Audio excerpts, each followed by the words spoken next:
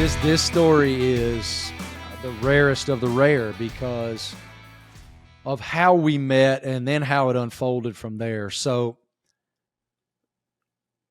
I guess I'll just tell the whole thing. So, all right, my father passed away in 2008. My mother passed away in 98. During that 10-year interim, my father was physically functional. He was emotionally struggling really badly. He had given up for the most part. And so our relationship during the last couple of years of his life was such that I desperately wanted time with him, but the time had to be on his terms when he was in a great place emotionally, if that makes sense. So when he did pass, I was lost. I'll tell you, Connor, I don't care what your relationship is with your father if you are a male, whether he's your best friend, whether y'all butt heads, whether you fight, whatever that relationship is, your father is a compass. And if you need an answer to a problem, he's got it. Roof's leaking, call dad. Truck won't start, call dad. Having a fight with a buddy, call dad. Need money, call dad. Well, that compass is wayward when your father dies. And mine was all over the place. I was rudderless, just trying to figure it out, barely 31 years old at that time. And so my childhood home, because he had given up, was in terrible shape. My old man, from the time that I can remember him, lit one Marlboro light off the next. And that's what, I mean, from the second he got up till right before he went to bed, he was cranking heaters.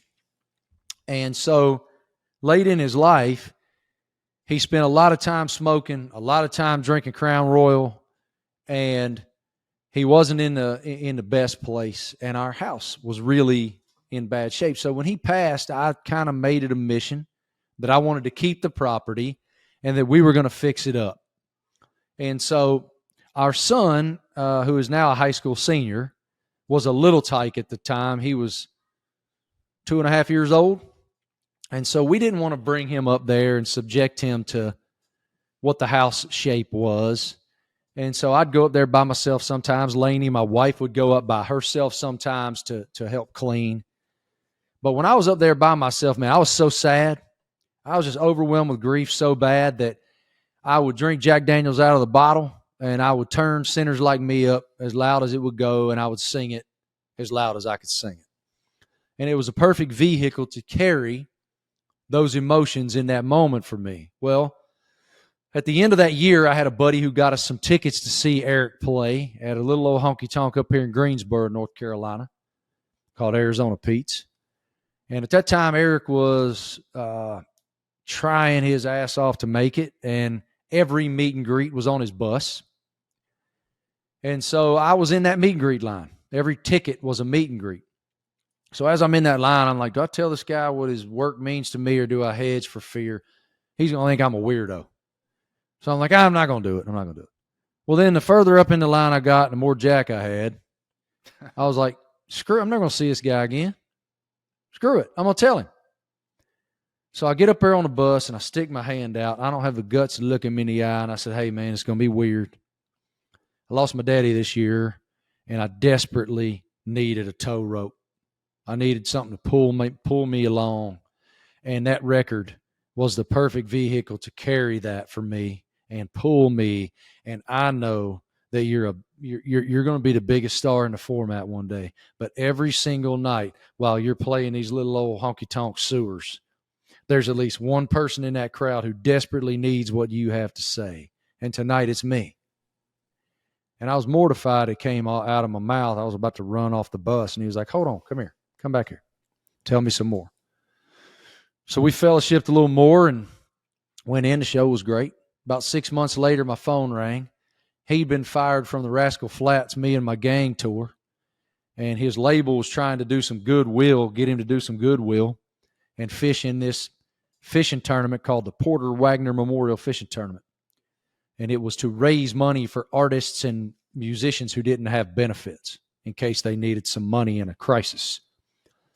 Eric said, no, won't do it. No chance, not doing it. Finally, according to the public relations individual who called me, he slammed his fist on the table and said, you get that Marty Smith guy from ESPN to fly his ass to Nashville, spend a day on the water with me, I'll do it. Otherwise, blankety blank, blank, blank. And I'm like, is this a prank call? I mean, Connor, I'm standing outside the 29 hauler waiting to interview Kevin Harvick, and I'm on the phone listening to this lady tell me this. I'm like, you don't understand. Like, I love Eric Church. She goes, we know. We'll pay you to come. Please come. I'm like, you ain't got to pay me. I'll be there. So I called my wife. I'm like, babe, I ain't coming home tomorrow. I'm going to go to Nashville, and apparently I'm going to fish with Eric Church. So I fly to Nashville. Eric, per usual, shows up about 45 minutes late, and all the boats are gone. We're just sitting there in the marina waiting on him. He has a cooler full of beer, and me and him got drunk, raised hell, became fast friends, won the fishing tournament, and we have been thick as thieves ever since, man. Isn't that weird?